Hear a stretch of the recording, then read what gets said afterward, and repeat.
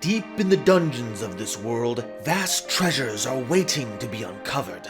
But such riches are not for the faint of heart. Treacherous trap holes and double snares wait to capture any careless adventurers who aren't equipped with all 7 tools of the bandit. But the most frightening and dangerous of them all may be the treasure itself. Because while the bright metal that frames these chests glisten in the flickering torchlight, it could just as easily be the lips of a cruel, capricious ambush hunter waiting for their next meal to reach their hand in before, well...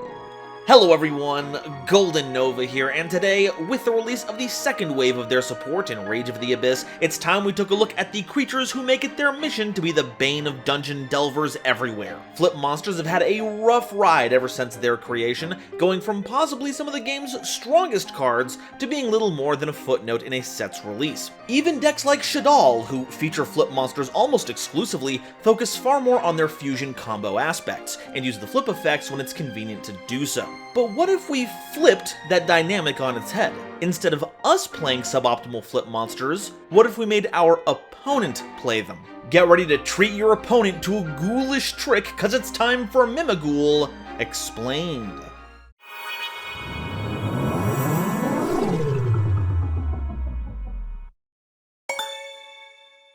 Today's episode is brought to you by my lovely patrons, as well as the wonderful people over at Dragon Shield. Get the sleeves as strong as dragon scales and save 5% on your order by using coupon code GoldenNova at checkout.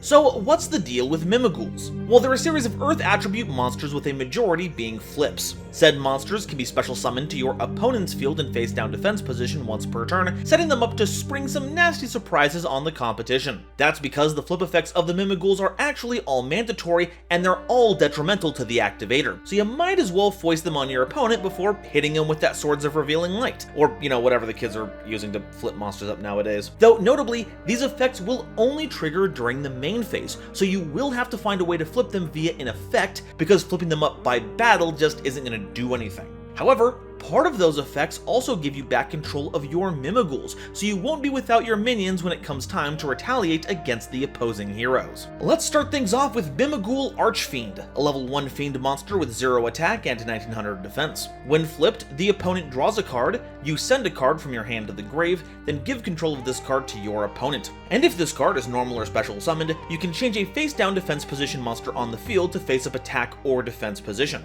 This makes it an incredibly important monster to pair with our other Mimighouls. Gift them a face-down monster, and Archfiend flips it. You'll even get that monster back so you can make some rank 1 Xyz, which are going to be very important later on. It's also not a bad card to give to your opponent. Drawing a card keeps your hand stocked up, and while giving your opponent a fast track to discard any card they want isn't always the best option, I mean, even against a deck with little graveyard synergy, they just get to pick whatever their worst card is to get rid of, it still means less cards your opponent gets to work with. So between the card advantage manipulation and the utility it has with your other ghouls, you could say that Archfiend is quite handy.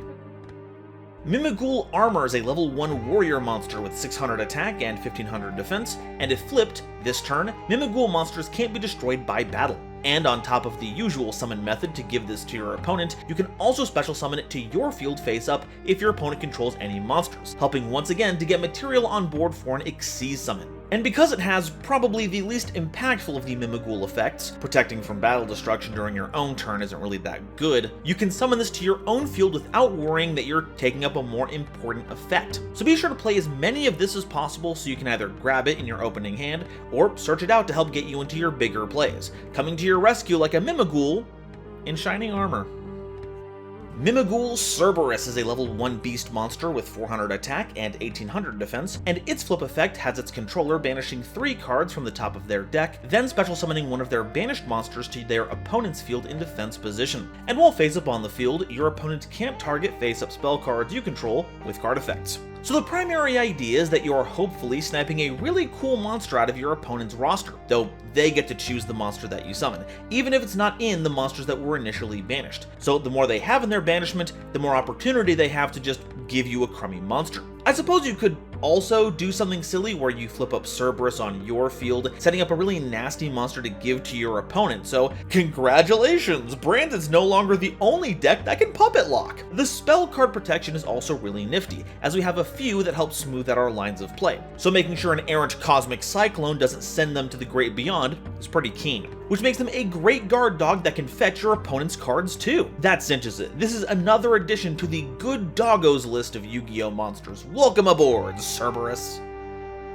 Mimighoul Dragon is a level 1 dragon monster with 500 attack and 2000 defense, and when flipped, it destroys all face-up monsters that you control, except Mimighouls. And if normal or special summoned, you can add a Mimighoul spell or trap card from your deck to your hand. Now this is going to be a bit more of a difficult decision. If you set Dragon to your opponent's field, you don't get the search, but if your opponent doesn't currently have any monsters, then summoning it to your field is kind of a no-brainer. This puts Dragon in a position of being a card that either sets up your plays or breaks your opponent's board, so proper usage of this card is crucial to victory.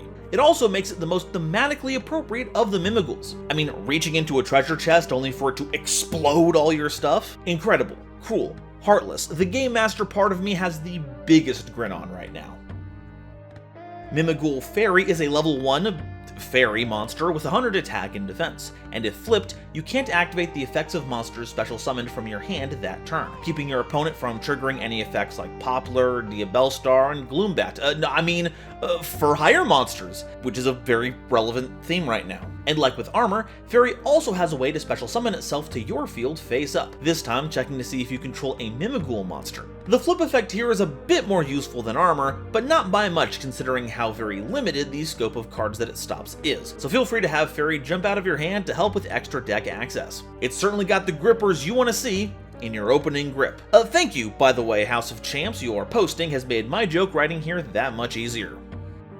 Mimighoul Slime is a level 1 aqua monster with 400 attack and 500 defense, and if flipped, your opponent can special summon a Mimighoul monster from their deck to their field. And this one can also be special summoned from the hand to your field face up, this time checking to see if your opponent controls more monsters than you do. So this is actually a version of the self-summon monster in our theme that's better if we give it to our opponent, at least if we have a way to trigger the effect immediately. This way we can summon Dragon right out of our deck, and that gives us a search. But in a pinch, you can just drop it from your hand, so it's about as flexible as the goo it's based on. Or, wait, is flexible the right word for goo? Viscous. Rubbery? Dense. You know, the visual medium is just not enough to convey the rich texture that this slime has. When is Konami going to be doling out samples? Our last main deck monster is also our first non-flip, and is one of the most important of the whole crew. Introducing the Meister of the Maze, Mimighoul Master, a level 4 zombie monster with 1800 attack and 1200 defense that can't be destroyed by battle or card effects while either of two conditions are true. Your opponent controls a face-down monster, or you control a Mimighoul monster other than a copy of this card. If this card is normal or special summoned, you can add a Mimighoul monster from your deck to your hand, except a copy of this card, and during your opponent's main phase, as a quick effect, you can change a face-down monster on the field to face-up attack or defense position. Oh buddy, this is one doozy of a card. While we have some Xyz monsters to go over next, you are basically looking at the deck's boss monster, and it's ready to pull all of the strings. It represents any other Mimighoul on summon, helping to extend your plays, gains targeting and effect destruction protection when you so much as sneeze, and triggers your Mimighouls during your opponent's main phase. This even elevates cards like armor that would otherwise be difficult to make use of, as now you get that battle protection during your opponent's turn. But that's not all. We can also nuke our opponent's entire monster lineup with Dragon, or we can let Archfiend do its thing and be a headache to our competition. And while its stats may not look like anything special, give it some time and you'll see this can also be one of our biggest bruisers. It's a very substantial creature that gives a sense of finality to all of the flipping fury you bring to the table to help get this game on lock. And key.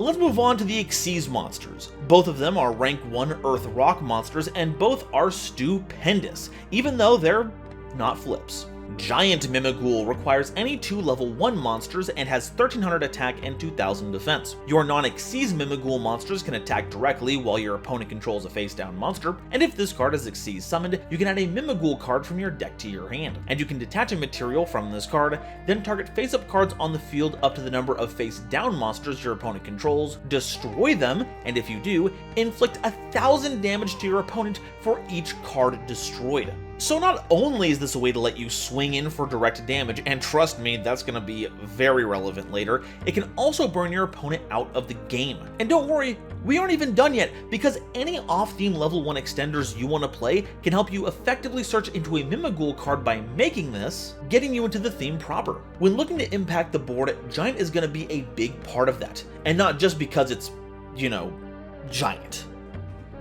Mimighoul Throne requires 2 level 1 Mimighoul monsters and has 0 attack and 1000 defense. You can detach a material from this card to special summon a Mimighoul master from your hand, deck, or grave, and during the main phase, as a quick effect, you can target a Mimighoul master that you control and equip this card to it as an equip card that grants 1000 attack. Then, you can return cards from the field to the hand up to the number of materials that this card had. You can only use 1 effect of this card per turn, and only once per turn, which isn't too bad considering the equip effect is a quick one, so you can make it on your turn, get Master into rotation, get that search off of Master's summon. This is partially why we don't summon Master off of Slime, because we already have a method to do so. Then, on your opponent's turn, you get to boost your Master up to 2800 attack and bounce a card without ever having to target. Or, if you had Master on board beforehand, you can skip detaching to summon, and then when it comes to equipping Throne, you can bounce 2 cards. The one downside is that this one doesn't let you use generic material. This is a Mimighoul or bust kind of creature, but it gives you some really cool tools to work with. It truly is the seat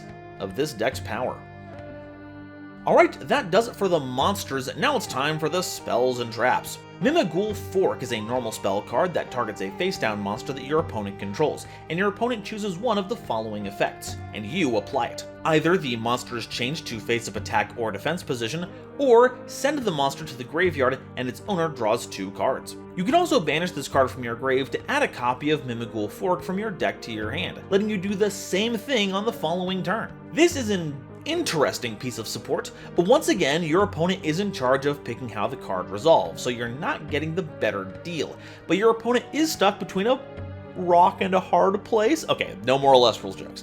Maybe. Either you get the benefit of the Mimighoul's effect, or you get to turn Fork into a pot of greed. Not exactly a stellar situation. Honestly, I would have been happier just having a way to flip our opponent's monsters in theme so we could have some predictability in our play lines. But at least it's something that can accomplish that in engine, so honestly, I don't give a fork. Mimighoul Maker is a normal spell card that reveals 2 flip monsters with different names from your deck, and your opponent randomly picks one for you to special summon to their field in face-down defense position, and you add the other one to your hand. Then, you can special summon a Mimighoul monster from your hand. If your opponent special summons any number of monsters except during the damage step, you can banish this card from your grave, then target a face-down monster your opponent controls and change it to face-up attack or defense position. And you can only use 1 effect of this card per turn, and only once per turn. So once again, we have an effect we aren't entirely in control of. This has been made better with the introduction of the Mimighouls that can summon themselves to your field, so now you can ensure you have a way to consistently deploy your plays. Generally, you want to pick Archfiend and Dragon, because if you get Archfiend, you can flip the Dragon to destroy their field and then get it back, or if you're stuck with Dragon, you can search out Fork, at which point your opponent will probably let the Archfiend you set die. But remember, that's Pot of Greed. And that's without factoring in Mimighoul Dungeon, which we'll get into later. A line that gets us into a rank 1 without having to interact with our opponent's set Mimighoul. The funny thing though is that while you summon a Mimighoul from the hand using this effect, you pick flip monsters out of your deck. This meant that early experimentation revolved around people using this card to search out Guard Dog or Whirlwind Weasel so they could lock out their opponent from using certain effects, but that didn't really last very long. Now it's more often than not a way to jumpstart your plays consistently, while giving you something in your graveyard to help with flipping monsters at the worst time. Worst time for your opponent. And hey, the 50-50 shouldn't be too bad, right? Real winners make their own victory, after all. Mimighoul Charm is a continuous spell card that, once per chain, during the main phase, if a Mimighoul monster your opponent controls is flipped face up, you randomly choose a face down card in your opponent's extra deck, and if it's a monster that can be special summon it to your field, but it can't activate its effects this turn. If it wasn't, or couldn't be special summoned, banish that card. And you can only use this effect of Charm twice per turn. Now, when this was revealed as the preview card for the support, people were wailing, and I can see where they were coming from. When the flashy but otherwise subpar deck gets support that does more goofy stuff without actually fixing any of its problems, it feels like a sum-zero experience. You can't pull off the goofy fun stuff if your deck folds right out of the gate. But now that we've got more competent support to ensure Mimighouls function properly, how does Charm stack up? Well, it's still not great. It is searchable off of Dragon's effect, but Charm doesn't do anything to advance your game plan, so you may need to dedicate that search to other support that accomplishes this. And even once Charm is online, what you get is pretty much a gamble. But all that being said, the extra deck is, in general, full of cards that drive deck's win conditions. If you're hoping to hit a specific card out of your opponent's extra deck, you're looking at a 6% chance of success, assuming they're only running one copy of that card. However, with 2 triggers per turn, you can keep fishing over and over again, with the worst outcome being you just banish a card from their extra deck, and the best possible one being some kind of Omni-Negate or tool to take over the board on a following turn. Honestly, it can't hurt much to run a single copy to add some extra juice to your plays that you were already gonna do, giving you a pretty potent Charm offensive. Mimighoul Dungeon is a field spell card that increases the attack of Mimighoul monsters you control by their original defense as long as they weren't summoned that turn. Any player who controls a face-down monster can't normal summon monsters, nor declare an attack with monsters that were special summoned this turn. And during your main phase, you can add a Mimighoul monster from your deck or grave to your hand. Wow, yeah, this card is absolutely bonkers. We have a repeatable search effect to make sure you always have a Mimighoul to play with each turn. We have an attack boost that actually turns some of our Mimighouls into offensive juggernauts, getting Dragon to 2500 attack, Master a whopping 3k, and Giant clocking in at 3300. But the meanest of all is the Floodgate effect. See, what I like about it is that it still gives the affected player some level of agency. Oh, you want your normal summons back? You want to attack? Sure, you can do that. Just make sure you flip up the monster that I gave you. I'm sure nothing bad will happen. This is another cornerstone card for the theme. You'll want to see this early and often to establish your game plan, slow things down for your opponent, and force them to play by your rules. It truly is the complete Dungeon Master experience. Also, we got a little mousey in that skull. Basically, it's 10 out of 10 design. Mimighoul Room is a normal trap card that special summons a Mimighoul monster from your hand or deck to your field, or in face-down defense position to your opponent's field. Then, you can change a face-up monster on the field to face-down defense position. You can banish this card from your graveyard, then target any number of Mimighoul cards that you control and return them to the hand. You can only use one effect of this card per turn, and only once per turn. This is kind of like an honorary extra Mimighoul, pulling any of them from out of your deck, or hand if you're that desperate, to any position that you need, helping you to either seed your opponent's field with terrible effects, or bolster your own. It's even got a little Book of Moon addition to it, flipping down your opponent's actual cards to keep them locked down, and maybe solidify the Mimighoul Dungeon Floodgate effect. The graveyard portion of this card is also pretty nice, effectively giving you a second shot at all of your Mimighoul effects, though honestly, if I had a bunch of those lying around, I think I'd rather just overlay them into rank 1s. It very much feels like something that was made before the Xyz part of the deck was drafted up, but I don't even think that's possible. It can certainly help get your cards out of the way if Interruption gets aimed at them before you can use them for an Xyz summon, and because it returns Mimighoul cards, you can even use it to protect your field spell, but I doubt it's going to be part of any planned lines of play. But you should always keep it in mind, as you never know when you're going to need to use it to improvise the solution to a problem. And if improv isn't your thing, then you know a skill you ought to focus on. After all, there's always room for improvement. Alright, so that's all of the Mimighoul cards. But what do we do with them? Well, 2 vectors come to mind here. Ways to get level 1 monsters onto the board quickly and easily, and cards that help facilitate flip nonsense. And while both of these are extremely niche, there does exist a plethora of support that can be used to bolster these parts of your deck, letting you craft the most menacing monster your magnificent maze has ever seen. And maybe add in some stall tactics to keep your opponent from overwhelming you when they decide to put their foot on the gas.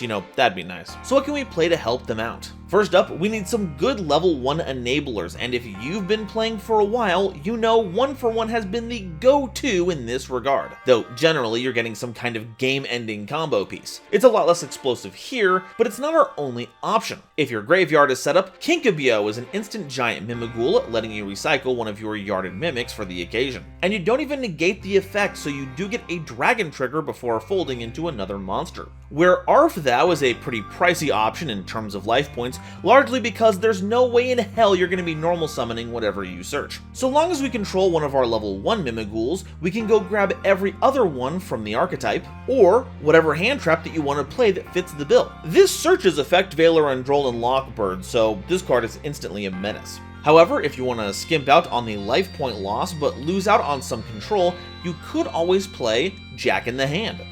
What's your opponent gonna do? Set a Mimighoul to your field? It would kind of be bad because then you'd be suffering the ill effects, but you still get another Mimighoul as well to deploy to get yourself set up. But possibly the funniest way to get 2 level 1s on board is with Snake Eye Ash. True, Ash into Poplar into a Snake Eye spell or trap card already has a lot of impactful playlines, but it is 2 level 1s that can make a giant Mimighoul, and if you did all of this using the Diabellstar line, you might not have even used your normal summon, so there's that, I guess. And if you really need more level 1 monsters to help build your Xyz, you can always splash in a few copies of Jester Confit. Its special summon requirement is you have it in your hand, and doesn't come with any drawbacks, so have fun clowning around. As for what we can use our level 1s for, Relinquished Anima is still a pretty annoying card to deal with, punishing opponents who don't respect main monster zones 2 and 4.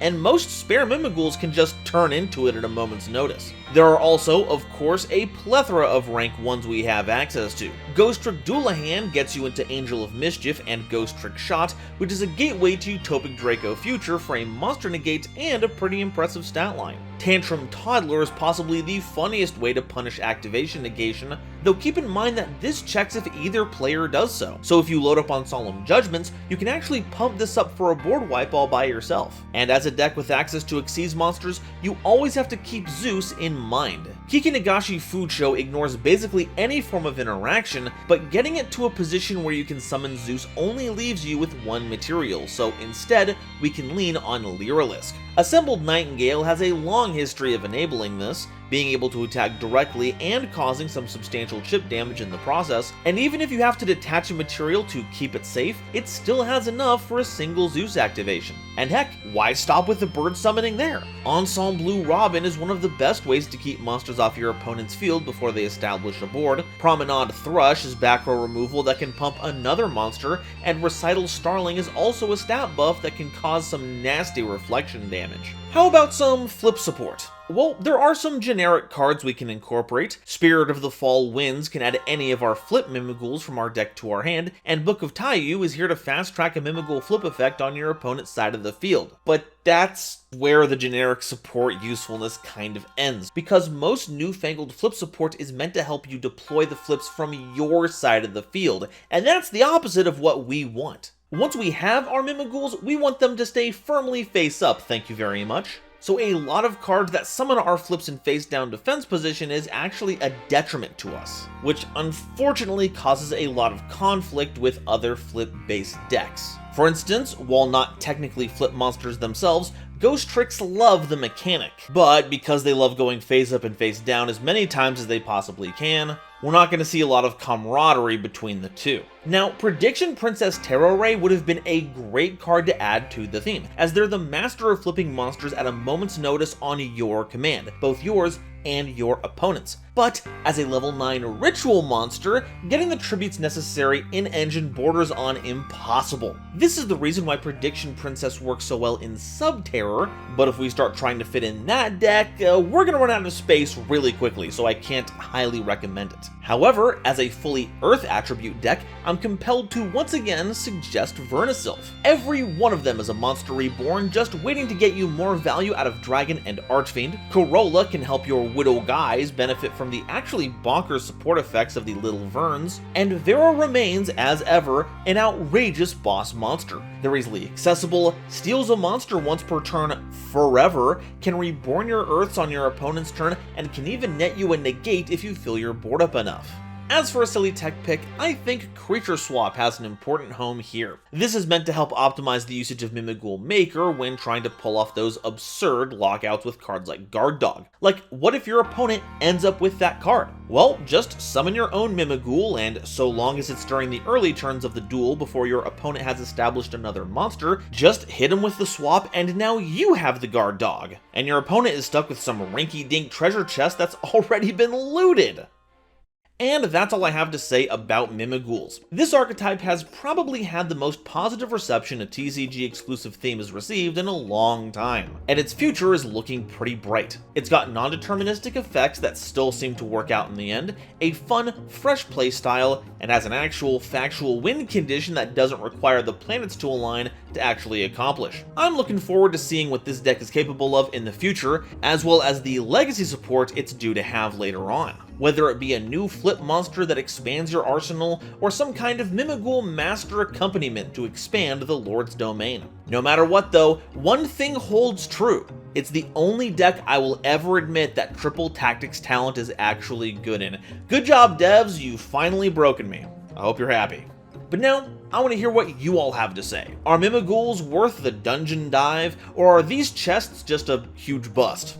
And which one's your favorite? I dig Master's design myself, but I gotta give it up for Dragon. That dude is rad as hell. Let me know your favorite down below, and if you haven't already, please be sure to like the video if you liked it, subscribe so you don't miss an episode, and be sure to share this video with somebody you know who loves Yu-Gi-Oh! It really does a lot to help me out. Today's episode is brought to you by Dragon Shield. Get the sleeves as strong as dragon scales and get 5% off your order by using the coupon code GoldenNova at checkout. It was also brought to you by my lovely patrons, including this month's illustrious Quasar Commanders, Upstairs Media and Natiel Lee Alexander, Nebula Navigator's 3rd Dynasty, 50 Gigabytes, Ada Basilisk, Adam Zajdel, Owexotoa Hime, Anansi Dragon, Ancient Wizard, Andrew Newman, Battle Axe, Kane Senpai, Chibi Gohan, Christopher Fuss, Clockswork, Comrade Copperbottom, Eric, Frankie,